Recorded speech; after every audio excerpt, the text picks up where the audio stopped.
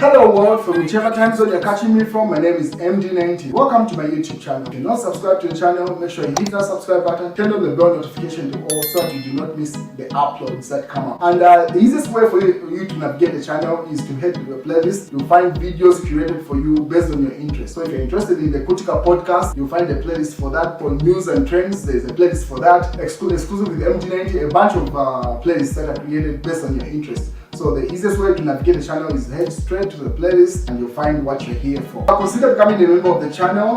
Right next to the subscribe button is a join button. You click on the join button so that you can become a member of the channel. You support the team on the production and a number of things that we're doing here, and we appreciate that.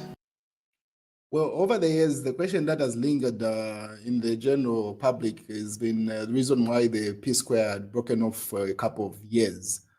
So rumors started spreading to say, no, one of the brothers was underappreciated. No, it's an issue of money. No, one of the brothers was being asked to divorce his wife because she did not get along with others. Just rumors and everything. So no proper context was ever shared to the public until the last 48 hours. So finally, as fans, they've got the full context of the story of what happened. Because none of the brothers had ever shared what was happening with the public. People had tried to intervene. I remember at some point they met with Dangote, the richest man, the black man. As of the time of this broadcast, I know a number of celebrities within Nigeria tried to intervene, also try to get into try to resolve the wrangles that were happening amongst brothers, but nothing was shared to the public until this interview. So in this interview, Rude Boy of P Square broke his silence indeed on Peter and the EFC and a number of things that were happening in the family. And he's never really given public interview with regard to what was happening in the family. Neither has the other brother said anything. It's just been lingering. Like people just make assumptions and stuff. But in this particular interview, he did not hold back. He gave all the gist that people needed to know. He addressed the issue of him being the songwriter and the other brother just being the dancer, and he went in. So the brother was like, hey, I mean, it seems we're addressing the issues in public, we might as well address everything. And the big brother Jude has been mentioned in this issue. You get the context why. So he was their manager from the time of P Square, and other family members are involved. So finally, Peter decided to respond. So the one that did the video interview was Paul, the one that we know as Rude Boy. So Peter wrote a letter to him, and he tried to address a number of issues that were going on in the media, and that interview in particular. So he goes like, dear brother Paul, just like I have told you several times, I am not in any competition with you or anybody else. However, seeing the countless interviews where you constantly discredit my efforts in our group that we both created and built together really speaks volumes. In your recent interviews, you claim that you wrote and sang 99% of all P Square songs, and discredited me by saying that our song that we did with T.I. that you mentioned in that particular interview was a failure by any standards, and used the statistics on how it was, the views on YouTube, used them as the yardstick of measuring its failure. You went as far as using YouTube views to discredit me once again.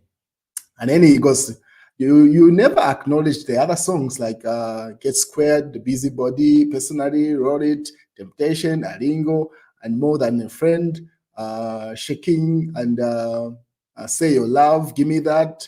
And he mentions a number of songs that say, and a few others where those songs are considered failures as well. So he mentions, I mean, how do you just pick one song and leave out the other songs that they have written and performed? Do you consider them as failures as well? So pretty much in this letter, he addresses that element of him being a songwriter and also contributing to the writing of the music that they wrote together, or the hits that we know them for.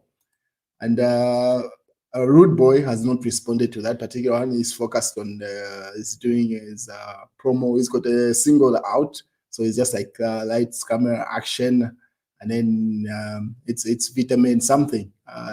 There's a song that is promoting there, and the number of he says he's going to release either an EP or an album later on. So he's focused on that element, and then.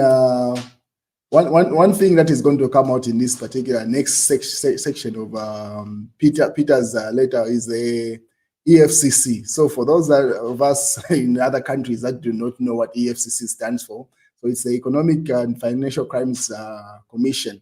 So it's a Nigerian body. So that's the one that if wherever you hear EFCC mentioned in the next segment of Peter's letter to his brother or articles that is publishing out, that's what it stands for. I just wanted to build that context there. So, and then in the previous letter, he said, now I'm going to address, I never attempted or tried to use EFCC to arrest my twin brother, Paul. He mentions there. This is still Peter. So this is the second part of the letter, which he says he needed to address this. So before I tell you the whole story, here is what you need to all understand.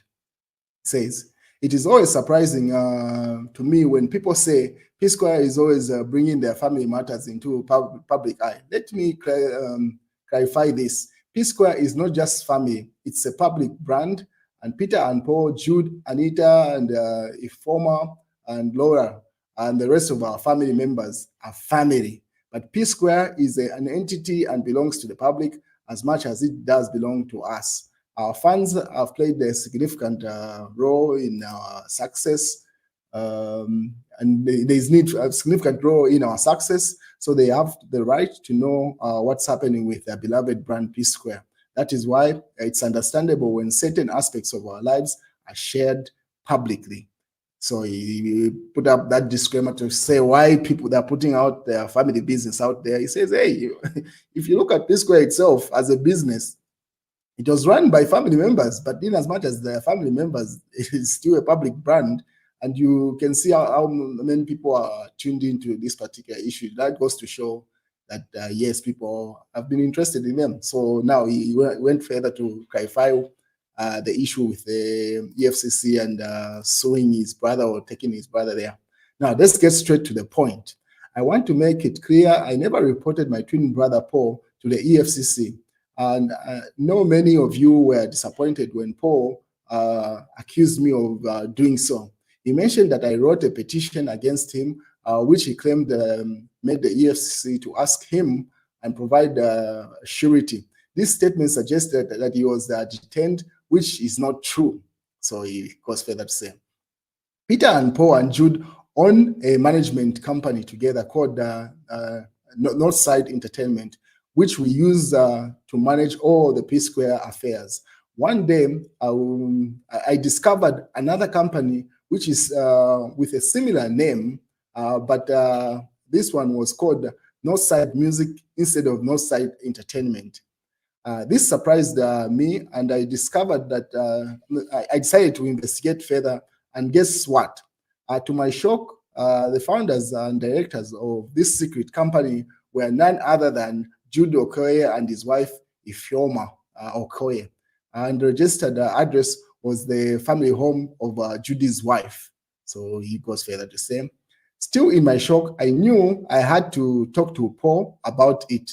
I approached him multiple times, at least 4 different times, asking him if he knew anything about the secret company and the whereabouts of some of the P Square royalties. Each time I met with him, he decided not knowing anything about it. I want to set the record straight and hereby challenge Paul or anyone else to show any petition that I, Peter Okoye, ever submitted against my twin brother Paul, or that of Paul's name on it. So he says, I never sued my brother or reported him. So he discredits Paul's allegation where he had said no, he had reported him to the EFCC.